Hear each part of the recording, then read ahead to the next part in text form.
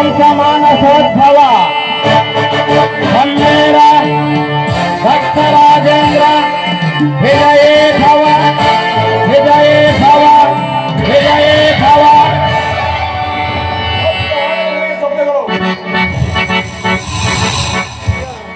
ನವಶಕ್ತಿಯ ಭೂರತೆ ವಜ್ರ ಭಂಡಾರದಂತೆ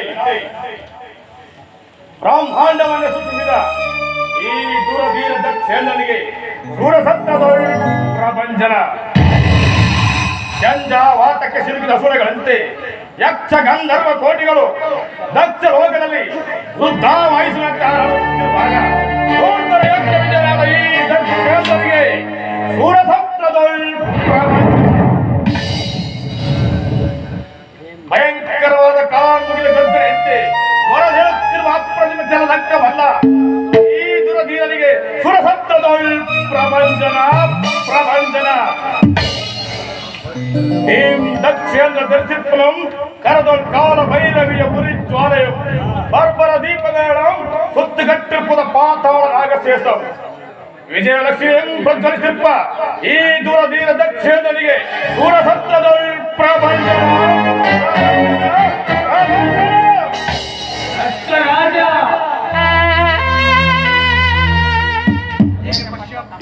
ಏಕೆ ಪಶ್ಚಾತ್ತಾಪ ಪಡುತ್ತಿರುವೆ? ನೆರೆದ ಮಹಾಸಭೆಯಲ್ಲಿ ವಿದ್ಯಾರ್ಥಿಗಳನ್ನು ನೆಲೆಸಾಯಿತು. ದೇವ ಜಮ್ಮುಖನ ಕೂಗು ಗಮನಕ್ಕೆ ಕೇಳಿಸುವುದೇ ಒಂದ ಮೇಲೆ ಈ ದೇವತೆಗಳಿಂದ ಮತ್ತೇನಾಗಬೇಕು? ಆಗಬೇಕಾದ ಕಾರ್ಯವನ್ನು ಆಗ ಮಾಡಿದರೆ ದೇವ ಹಿಂದಿರುಗಿ ನೋಡಿ ಹೆಜ್ಜೆ ಹೆಜ್ಜೆಗೂ ಅತ್ಯಪಮಾನವಾಯಿತು. ರಾಜೇಂದ್ರ ಶಾಂತನಾಗೋ. ಅಪಮಾನ ಒಂದು ಕಡೆ ಅಪಘಾತವೂ ಆಗುವುದು. ಅಪಘಾತ ಅಪಘಾತವಾಗಿ ಜಗದೈಸುತ್ತಿರುವ ಜಡರಾಜ್ಞೆಯನ್ನು ನಂಬಿಸಲು ಸ್ಥಳವಿಲ್ಲ. ಬ್ರಹ್ಮಾಂಡದಲ್ಲಿ ದಕ್ಷನ ಪರಿಗೋದ ರಕ್ತರಸ ಇಲ್ಲ. ಹೊರದಳುತ್ತಿರುವ ಈ ನನ್ನ ಕರಕೃತ್ಯವನ್ನು ಇಲ್ಲ ಯಾರ ನಿಜವು ಸೋಲಿತವಾಗಿ ಪರಿಣಮಿಸುವುದು. ಆ ಚಿಂತೆಯು ಮೀಸಲಾಗಿರುವುದು.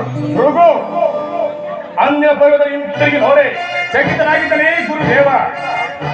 ಆತ್ಮಹತ್ಯೆಗಳಂತೆ ಆಡುತ್ತಿದ್ದ ದಕ್ಷನ ವೀರ ನಿಸ್ಸಾರವಾಯಿತು. ವಿಚಾರ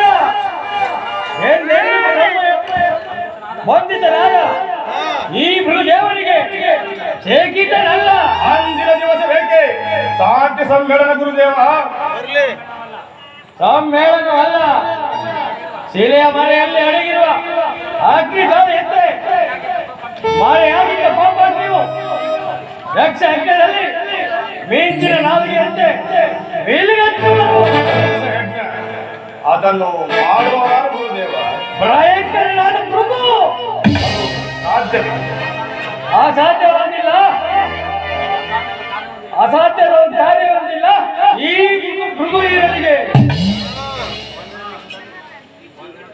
ಒಂದೆರಡು ದಿವಸದಲ್ಲಿ ದತ್ತ ಬಾಣಯಜ್ಞವನ್ನು ಮೂಡುವೆನು.